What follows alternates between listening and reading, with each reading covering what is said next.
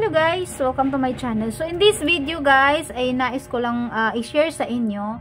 Sa hindi pa nakakaalam, meron kasing update si YouTube, si AdSense about tax, Singapore tax info. Yan. So before, diba na fill up na natin yung US, no? So, bukod doon sa US, meron tayong, ayan, naghihingi siya ng Singapore. Ayan, to avoid delay on your payout and to make sure that right amount of tax is withheld, make sure to provide your Singapore tax info as soon as possible. So, yung iba, kaya hindi nyo alam guys, dito sa home, hindi natin siya makikita or like dito sa AdSense for YouTube dito. O kaya, pwede dito, yan, meron dyan sa notification. So, para makita nyo to, yan, punta kayo dito. Minsan kasi hindi siya naka-display dyan. So, minsan kailangan din nating bigyan ng pansin dyan. Well, madali lang naman yan. Meron na rin ako napanood na, about that, Singapore tax info. So, makikita yan siya dito guys sa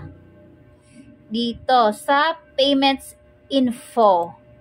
Ayan, pag pumunta kayo sa AdSense account nyo at wala kayong nakikita nito ng ganito, ayan, try nyo i-check dito sa payment and then pag kinlik nyo yung payment info, ay lalabas itong add tax info and then click lang natin.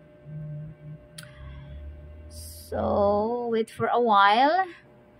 And then, just click Add Tax Info.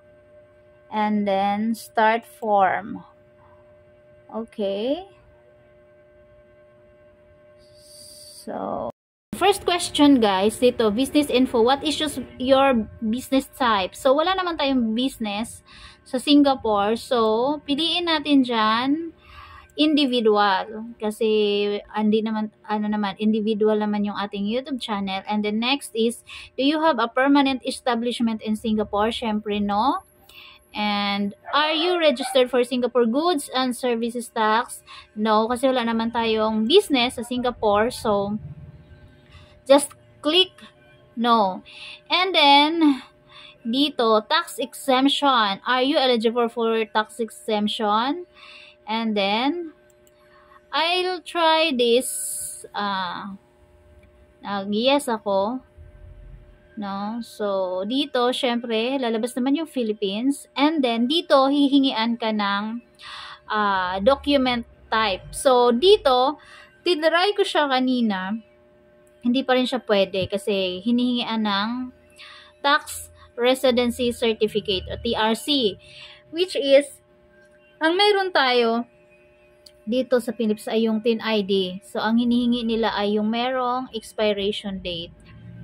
So, nanood ako ng, nag-research din ako. So, kailangan talaga dito ay pipiliin natin yung no kasi, ayan, para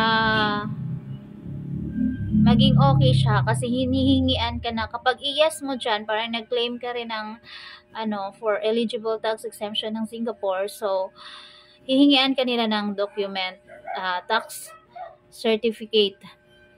No? So, residency tax certificate.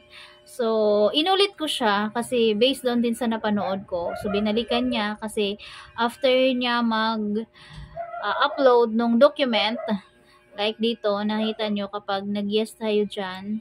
So, dito sa baba, ayan, tax residency certificate. So, dito, may hinihingi ng document. So, which is, wala tayo niyan. Kasi wala naman tayong business sa Singapore. So, lahat, ang isasagot natin dito ay no. Yan. So, wala naman tayong business sa Singapore. Kapag lahat po ay sinagot mo, are you eligible for exemption or lower tax rate? So, ino-no natin and then click submit. So, kapag lahat mo dyan sagot ay no, wala nang hinihingi na TRC or document para i-upload. So, submit lang natin. Click submit. And then, let's see kung ma-resolve yung on hold sa ating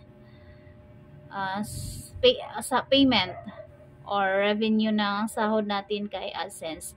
So, ayan guys, after a few minutes, so that's it.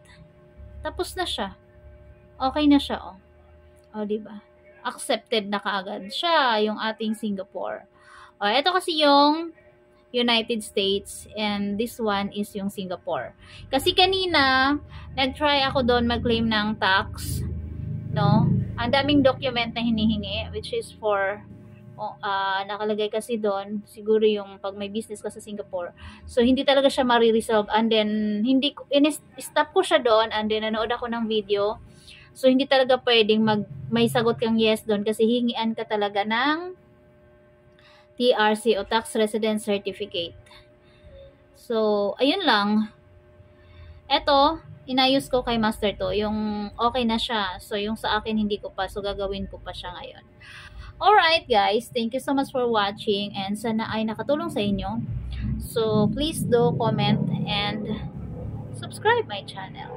So, thank you so much for watching. Paki-like na rin kung nagustuhan nyo ang aking video for today. Bye!